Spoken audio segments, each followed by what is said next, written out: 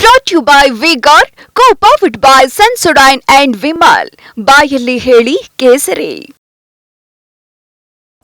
ಇನ್ನು ಪ್ರಜ್ವಲ್ ಕೇಸ್ ಬಗ್ಗೆ ಎಚ್.ಡಿ. ರೇವಣ್ಣ ಮೊದಲ ಪ್ರತಿಕ್ರಿಯೆ ಕೊಟ್ಟಿದ್ದಾರೆ. ನಾನೆಲ್ಲೂ ಓಡ್ ಹೋಗಿಲ್ಲ, ಕಾನೂನು ರೀತಿ ಎದುರಿಸ್ತೀವಿ. ವಿಚಾರಣೆ ಕರೆದಾಗ ಪ್ರಜ್ವಲ್ ರೇವಣ್ಣ ಬರ್ತಾನೆ. ಎಸ್ಐಟಿ ತನಿಖೆ ಮಾಡ್ತಾ ಇರೋದ್ರಿಂದ ಏನು ಹೇಳಲ್ಲ. ಸರ್ಕಾರ ಅವರದಿದೆ, ಏನು ಬೇಕಾದರೂ ಮಾಡಲಿ. ದೇವೇಗೌಡರ ಫ್ಯಾಮಿಲಿ ಮೇಲೆ ಇದೇ ಮೊದಲೇನಲ್ಲ ಇಂತಹ ಆರೋಪ. ಮೊದಲಿಂದಲೂ ಇಂಥವನ್ನ ಎದುರಿಸಿದ್ದೀವಿ. ಈ ವಿಚಾರ ದೇವೇಗೌಡರ ಜೊತೆ ಚರ್ಚೆ ಮಾಡಿಲ್ಲ ಅಂತ ಎಚ್.ಡಿ. ರೇವಣ್ಣ ಮೊದಲ ಪ್ರತಿಕ್ರಿಯೆಯನ್ನು ಕೊಟ್ಟಿದ್ದಾರೆ. ಕೆಲ ಹೆದರಿ ಓಡೋಗನಲ್ಲ ನಾನು, ಗೊತ್ತಾಯ್ತು ಸರ್. ಇಲ್ಲೇ ಇದೀವಲ್ಲ, ಅದನ್ನ ಕಾನೂನು ರೀತಿ ಏನಿದೆ ಅದನ್ನು ಎದುರಿಸಕ್ಕೆ ಅವರು ಏನಿದೆ ಕಾನೂನು ರೀತಿ ಮಾಡಿ. ಯಾವುದೋ 4 ವರ್ಷ 5 ವರ್ಷದ್ದು ತಗೊಂಬಂದು ಕೇಸ್ ಹಾಕೋದಾದ್ರೆ ಯಾವ ಥರ ಐತೆ, ನಾನು ಅದ್ರ ಬಗ್ಗೆ ಏನು ರಿಯಾಕ್ಟ್ ಮಾಡಲ್ಲ.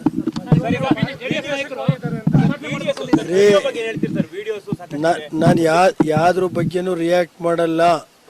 ಅವರು ತಡೀರಿ ನೋಡ್ರಿ, ಅದು ಪಕ್ಷಕ್ಕೆ ಸೇರಿದ್ದು SITಗೆ ಕೊಟ್ಟಿರೋದ್ರಿಂದ ಅವ್ರ ತನಿಖೆಗೆ ಮುಜುಗರ ಆಗಬಾರ್ದು ಅಂತ ನಾನು ಏನು ರಿಯಾಕ್ಟ್ ಮಾಡಲ್ಲ. ನಾನು ಅದಕ್ಕೆ ಹೇಳಿದ್ನಲ್ರಿ ಈಗ ಇದೆಲ್ಲ ರಾಜಕೀಯದ ಇದಿರುತ್ತಲ್ಲ, ನಾನು ಅದಕ್ಕೆ ಕೇಳಕ್ ಹೋಗಲ್ಲಪ್ಪ. ಈಗ ಸರ್ಕಾರ ಅವ್ರದ್ದಿದೆ, ಏನ್ ಬೇಕಾದ್ರೂ ಮಾಡ್ತಾರೆ. ಅದಿದ್ರೆ ತನಿಖೆ ನಡೆಸ್ಕೊಳ್ಳ್ರಿ. SIT ಮಾಡಿಲ್ವೇನ್ರಿ? ಅದ್ರ ಬಗ್ಗೆ ತನಿಖೆ ನಡೆಸ್ಕೊಳ್ಳಿ. ಕಾನೂನು ರೀತಿ ಏನಾಗುತ್ತೆ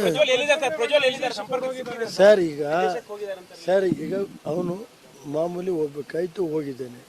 ಇವ್ರೇನು FIR ಆಗ್ತಾರೆ ಅಂತ ಅವ್ರಿಗೇನು ಗೊತ್ತಿತ್ತ? SIT ಮಾಡ್ತಾರೆ ಅಂತ ಗೊತ್ತಿತ್ತ? ತನಿಖೆ ಕರೆದ ಬರ್ತಾನೆ.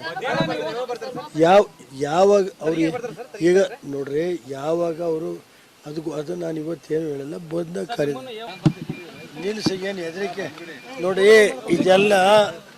ಇದೆಲ್ಲ ನಾವು ಇವತ್ತೆಲ್ಲ ದೇವೇಗೌಡರು ಕುಟುಂಬದ ಮೇಲೆ ಕಳೆದ 40 ವರ್ಷದಲ್ಲಿ ಕಾಂಗ್ರೆಸ್ COD ತನಿಖೆ, ಲೋಕಾಯುಕ್ತ ಎಲ್ಲ ಥರ 40 ವರ್ಷಗಳಿಂದ ನಾವು ತನಿಖೆ ಎದುರಿಸ್ಕೊಂಡು ಬಂದಿರೋದು, ಗೊತ್ತಾಯ್ತೇನ್ರಿ?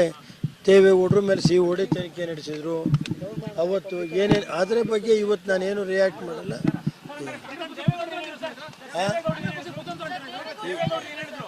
ನನಗೆ ಗೊತ್ತಿಲ್ಲ, ನಾನು ದೇವೇಗೌಡರ ಹತ್ರ ಈ ವಿಷಯ ಮಾತಾಡಿಲ್ಲ. ನನಗೆ ಕಾನೂನು ರೀತಿ ಏನಿದೆ ಅದಕ್ಕೆ ನಾವು ಕಾನೂನು ರೀತಿ ಅವ್ರು ಏನಿದೆ ಕ್ರಮ ತಗೊಳ್ಳಿ. ಇನ್ನು ಪ್ರಜ್ವಲ್ ರೇವಣ್ಣ ವಿರುದ್ಧದ ಕೇಸ್ಗೆ ಬಿಗ್ ಟ್ವಿಸ್ಟ್. ದೂರು ನೀಡಿದ ಸಂತ್ರಸ್ತೆಯ ವಿರುದ್ಧವೇ ಈಗ ಸುದ್ದಿಗೋಷ್ಠಿಯನ್ನ ಕರೆಯಲಾಗಿದೆ.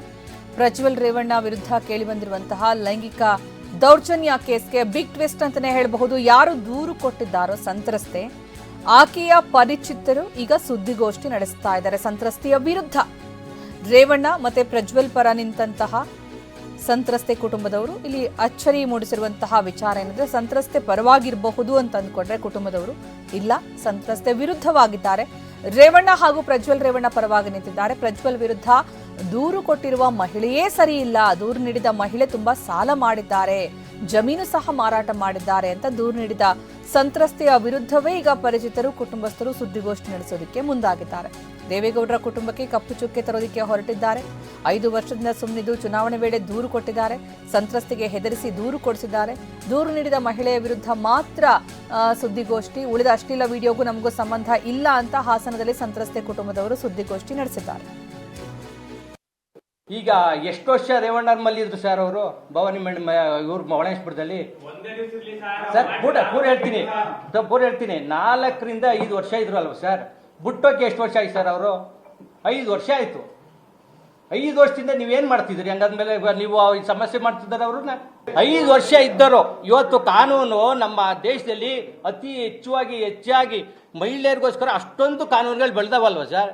ನೀವು ಕಂಪ್ಲೇಂಟ್ ಕೊಡೋದು ಬೇಡ, ಒಂದು ಯಾರ್ತಲ್ಲ ಒಂದು ಕಂಪ್ಲೇಂಟ್ ಬರ್ಕೊಟ್ಟು ಮಹಿಳಾ ಒಂದು ಲೆಟರ್ ಹಾಕ್ಬಿಟ್ಟಿರಿ. ನೀವು ಸುಮ್ಮನೆ ಯಾಕೆ ಮಲ್ ಕೂತ್ಕೊಂಡಿದ್ರಿ? ಈ ಟೈಮ್ ಯಾಕೆ ಬಂದಿದ್ರಿ ನೀವು? ಹಂಗಾದ್ಮೇಲೆ ಕ್ಲಾರಿಫಿಕೇಶನ್ ಮಾಡ್ತಾ ಇರೋದು 107 ಫಿರ್ಯಾದಿದಾರರ ವಿರುದ್ಧವಾಗಿ ನಾನು ಮಾತಾಡ್ತಾ ಇರೋದು. ಮುಂಚೆನೇ ಹೇಳಿದ್ರೆ ನಾನು ಬಂದಿರೋಂಥದ್ದು 107 FIR ಮಾತ್ರ ಸರ್. ಫೇಕ್ ಬಂದಿರೋದು 107/24 ಅಲ್ಲಿ ಏನು FIR ಆಗಿದೆ ಅದಕ್ಕೆ ಮಾತ್ರ ಬಂದಿದ್ದೀನಿ. ಅದು ಫೇಕ್ ಅಂತ ಬಂದಿದ್ದೆ ಅಷ್ಟೇ. ಯಾವುದು? ಅದು ಸ್ಟೇಟ್ಮೆಂಟ್ ಫೇಕ್ ಅಂತ ಬಂದಿರೋದು. ಏನು ಸರ್? ಮುಂದಿನ ದಿನಗಳಲ್ಲಿ ಅದಕ್ಕೆ ಸಂಬಂಧಪಟ್ಟಂತೆ ಏನು ಸರ್, ಅದಕ್ಕೆ ಸಂಬಂಧಪಟ್ಟಂತೆ